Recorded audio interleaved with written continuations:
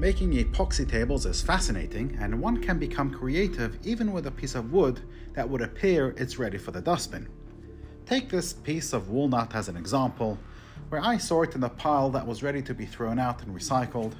I saw there was so much potential for it, so I did take it, I put it in my garage, and today I decided to make something from this table. Now, I gotta be honest with you, at this point of filming the video, I wasn't quite sure what I wanted to make. I had a bit of an idea, so I started chiseling at it and taking out all the bark and all the rubbish in there. There was a lot of webs and there was a lot of just stuff that had to be removed. Now, if you've been watching my channel for a while, first of all, welcome. Please subscribe. It would really help the channel. Thank you so much. But you'll know that this is a new journey of mine. I've just recently started, and your support really does mean a lot to me. This is my first time doing a voiceover on a video. I'm not going to speak all the way through because a lot of it is self-explanatory. But just so you understand what's going on every so often, I will come up and talk about what I'm doing.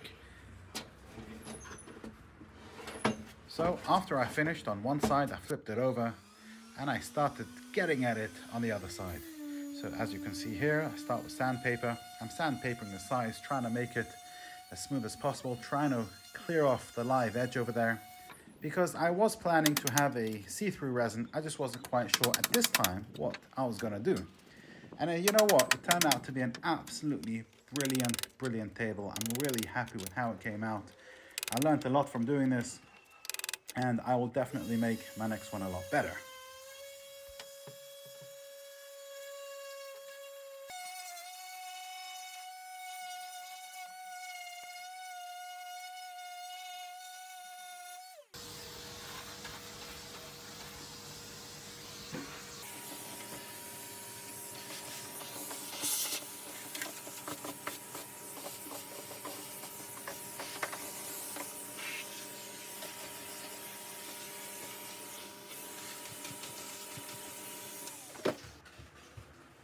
After I finished preparing all the wood on my balcony, it was then time to start making the mold that I'm going to use to put the wood inside and where I'm going to pour the resin as well.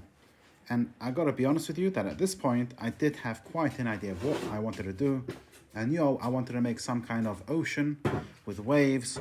It's not something I've done before. I've only made some clocks with ocean waves, but a table I definitely have never done. So it is the first time I'm doing this. And you'll see later on I did make a few mistakes, so make sure to watch them because this might save you time if you are thinking of making an ocean table. At this point I'm using tape just to put down on the base of the mold, and that's because resin doesn't stick to tape. If you don't use the tape, you'll have a nightmare separating the resin table after you've done all the pours from the actual mold. Now you don't have to use this tape, you can use any other tape. And try and plan everything properly to avoid making mistakes and missing out things. There are so many steps on the journey, so many things you've got to do, and it's very easy to forget something or miss something out, and will come later on to haunt you.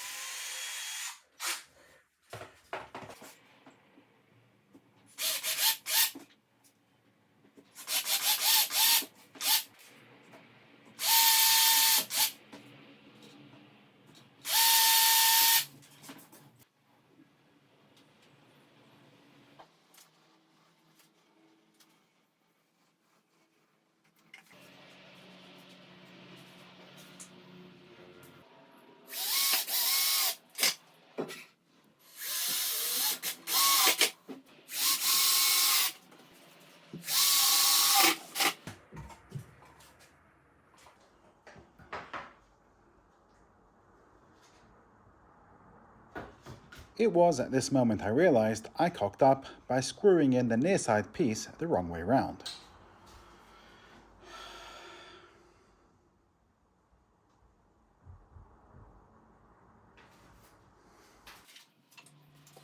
It wasn't really the end of the world, as I just took some tape and I retaped the inside of the piece that was supposed to be facing the other way around.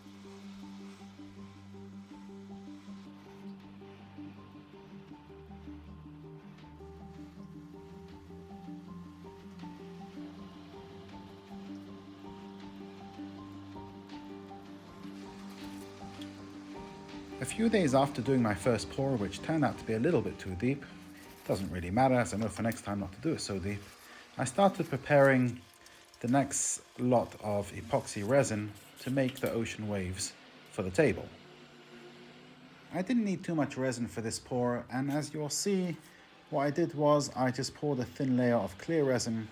I then mixed some white pigment into the clear resin, and I poured this on, and I used a blow dryer and a hair dryer for the waves.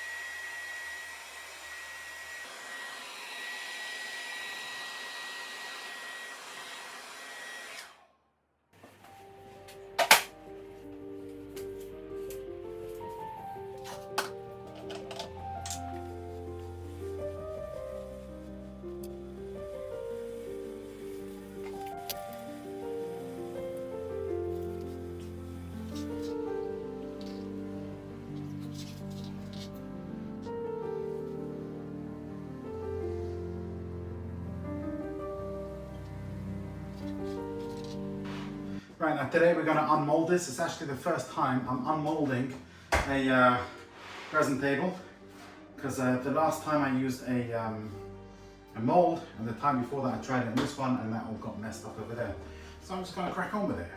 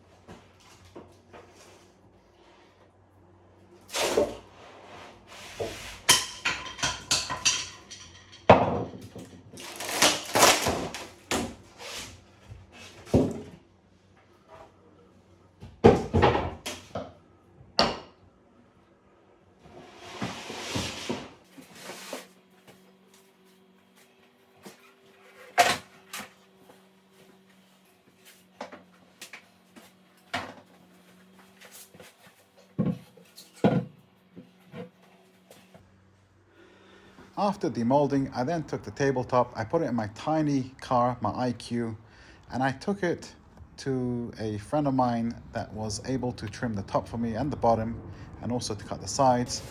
I then put it back in my car, drove back home to my balcony, and started the sanding process. Now, I'm not going to show the whole sanding process on here because it can be very boring, but I started off, I think it was at 120 grit, then I went up to 180, 240, 320, I think there was a 400 there, and I think, if I remember correctly, I finished off at 800.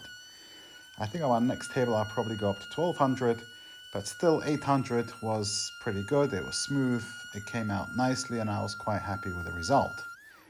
You'll also see in this part where I use a router bit for the second time in my life, and I put the router around the edges to curve off the edges of the table. I did the top and the bottom, and here it is, doing the router part of the table. And I've got to tell you, it's a very satisfying thing to do, especially when it works out.